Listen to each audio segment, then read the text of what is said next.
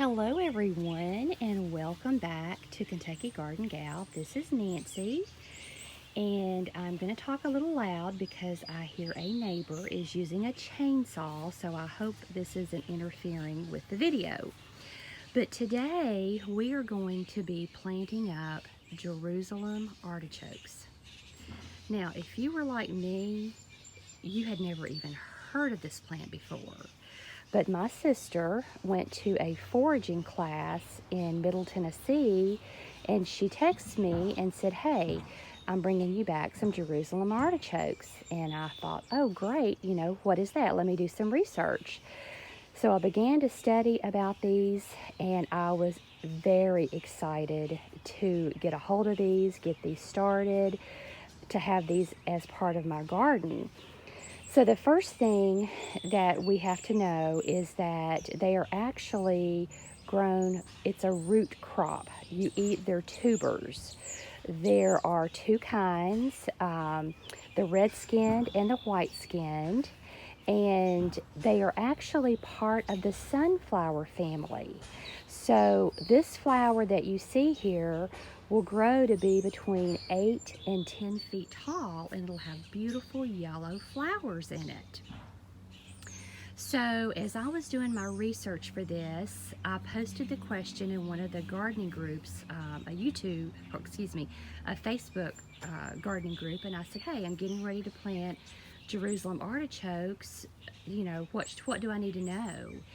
And I just had some great answers. And one of the things that I really liked, this one lady said that she takes the Jerusalem artichoke and makes mock mashed potatoes.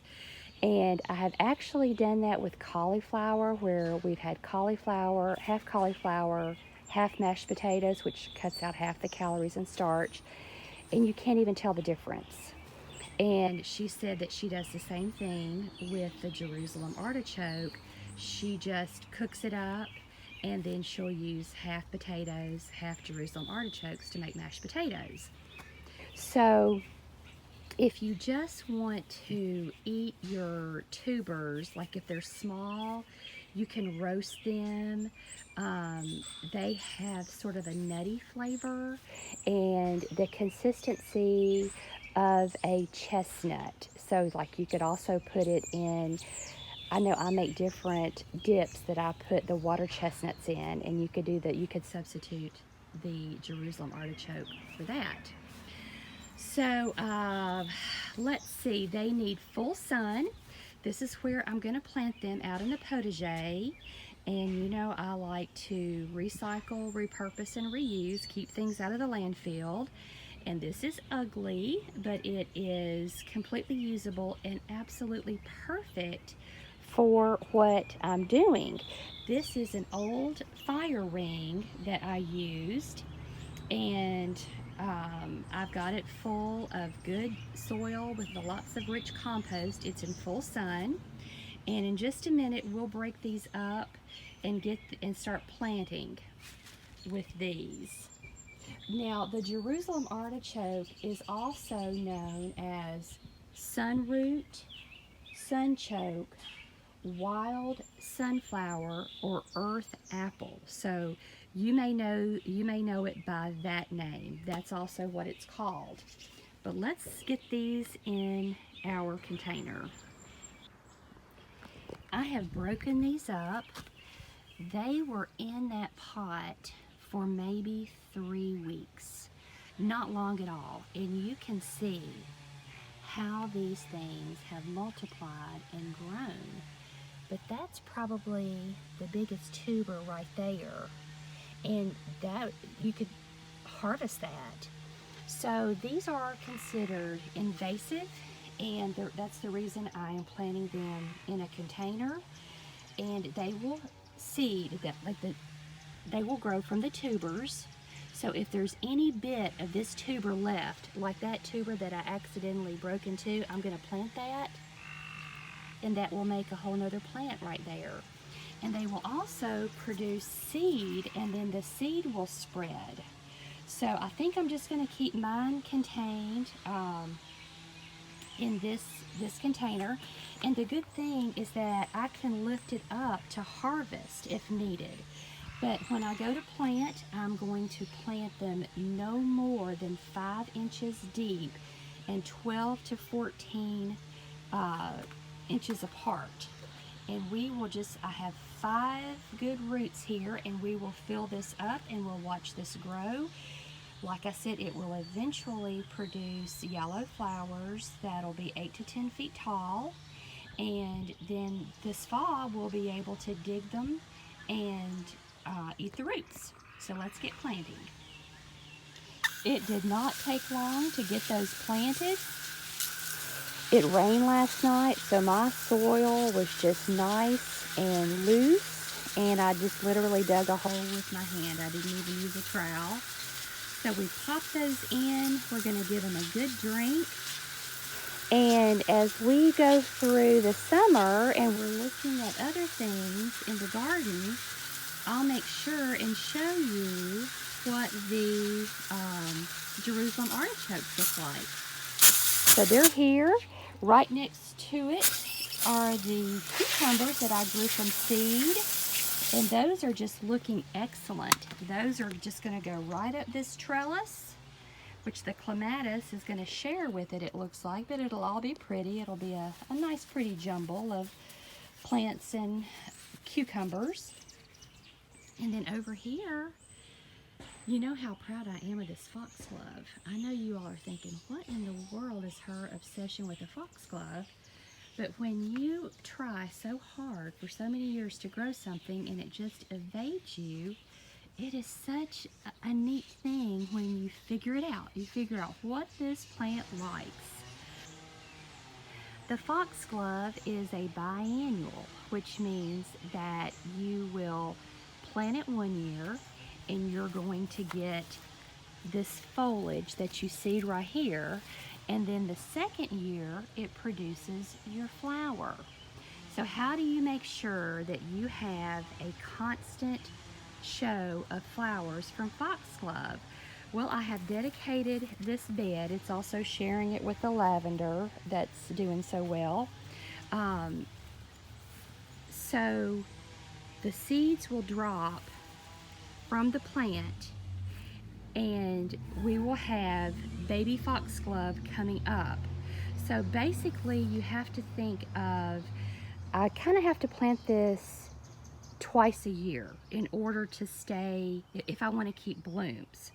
So right now we will plant this fall, and we will have more foxglove, and hopefully it will reseed itself. But you know, I'm not going to count on that. I'm actually going to, I have more foxglove seed, but I'll just plant more foxglove seed. That way I know I have a continuous bloom. And then some of the other things that are blooming over here, if I know something is invasive, I will often put it in a container, and that is this type of bellflower. This was given to me by a friend, and she said, no, watch out, it can be invasive. So sure enough, I popped it into containers the way that I grow my herbs, and it just stays contained, and they do beautifully in, if you want to make an arrangement. These plants do really beautiful. And you can see the irises. They're so pretty this year. They are just gorgeous. The hollyhock is also a biannual. This is a tall plant. It too can get 8 to 10 feet tall. So I had some space along a back fence that the seeds I grew, I started this spring. So there's the seeds, and then I direct sowed these behind it. So I'm going to have to make sure that I am planting these seeds of the biannuals. You have to do it more than once a year. But I have just an entire row planted down through there. That is a kiwi, but unfortunately it needs a mate for pollination. So we have to, I don't expect any fruit out of that because it's just a single plant. But this is a row of foxglove that are doing very well. This little patch is zinnias that I directly sowed. I wanted a cutting garden, so all the little flowers that you see coming up, these are zinnias. Like I said, I directly sowed them, and you just need to make sure that you keep your soil moist. So this will be one cutting garden. Here are some zinnias that I sowed back in probably April. I would say sometime about mid-April. And you can see how big those are. I need to get those in the ground. I also have some more tomato plants that I need to get in the ground. And I think there's a rosemary and a basil over there. But I'll pop this stuff in the ground as it grows. And if you want to continue to have blooms or new things, whether it's vegetables or whatever growing in your garden, you want to keep planting. Like, planting isn't just for spring. You need to keep planting all through the year. I have an area that I'm working on that is going to be a butterfly garden, and I need to get some more soil in that area. But I'm hoping that by the end of June, I'll have that ready to go, and then I'll have flowers at the end of August. And in Zone 7 where we are, we're going to have about another month and a half before our first frost. So that's kind of the way that you keep continuous blooms. You just keep planting. So, don't think, oh, it's too late, I can't do that or whatever. Just keep planting. And then it's especially important in the fall to plant your anything that's biennials. You want to get those in and let them spend the winter in the ground, and then you will have the foliage that year and then the flowers the next year. I hope this has helped you. I hope it's been informative. I hope that it's inspired you, that if you come upon something like Jerusalem artichoke, you just embrace it and learn about a new root crop to eat, a new flower to enjoy. And as I've said many times before, I garden by trial and error. And I can read books, I can read the instructions on the packaged seeds, but I'm one of these people that just has to get out and put stuff in the ground. Sometimes it doesn't do well. I have to move it around, find its happy place. And that's okay, because gardening is my enjoyment, it's my passion, and I just love seeing things grow. I hope you've enjoyed this video. If you have, please give it a like, leave a comment, and I hope that you're subscribed to this channel. Thank you so much.